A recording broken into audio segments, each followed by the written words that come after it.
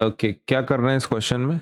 Make a list of different types of musical instruments and identify there vibrating parts which produce sound. करना क्या है इसमें?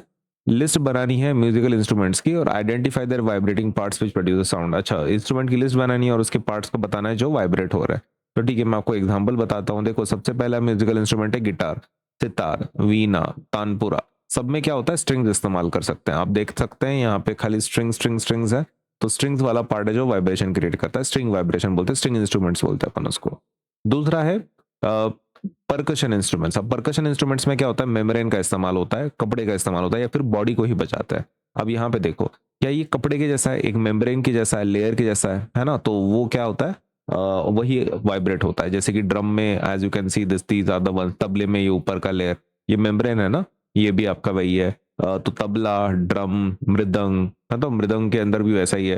Tuning fork वो खुद की बॉडी का इस्तेमाल करता है, तो परकशन इंस्ट्रूमेंट में आ जाता है वो।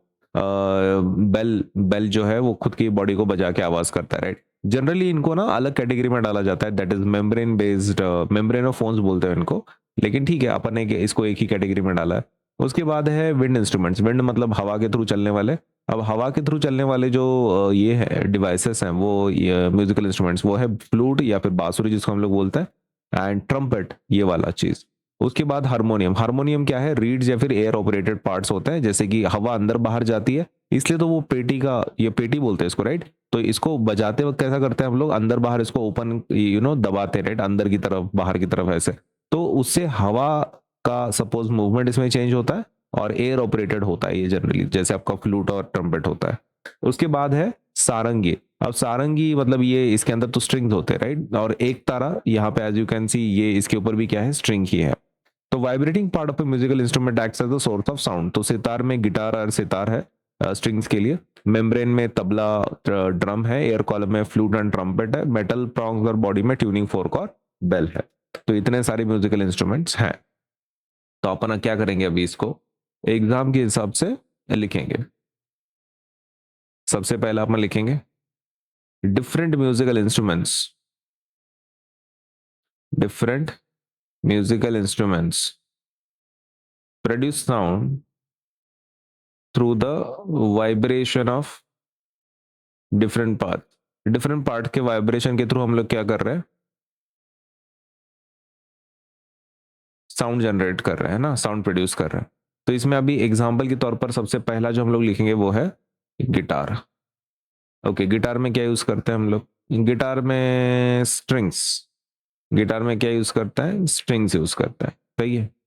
गिटार्स में क्या यूज करता है? स्ट्रिंग्स यूज करता है। सितार में क्या यूज करता है? स्ट्रिंग्स यूज करता है। तबला में क्या यूज करता है? तबला में यूज करते हैं मेम्ब्रेन, है ना? ड्रम में क्या यूज करता है? Same membrane. उसके बाद फ्लूट में क्या यूज करता है? Air column. ट्यूनिंग फोर्क में, ट्यूनिंग फोर्क में मेटल प्रॉन्ग।